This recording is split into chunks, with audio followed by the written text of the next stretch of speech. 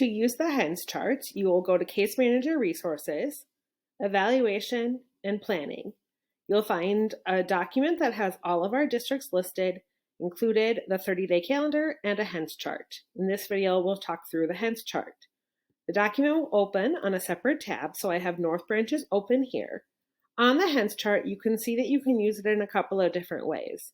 Most people will take a look to see when an evaluation is due. So if you have a reevaluation due on December 1st, you're going to scroll down to find December 1st.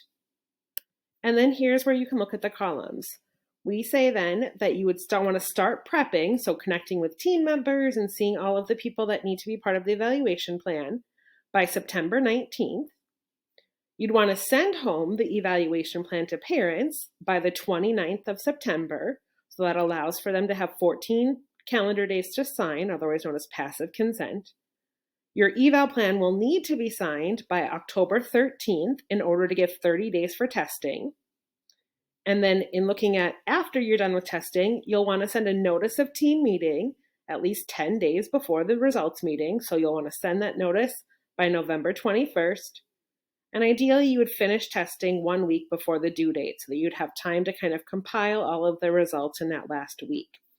So you can also look at this in other ways, but looking at finding when an eval is signed by and backing from there.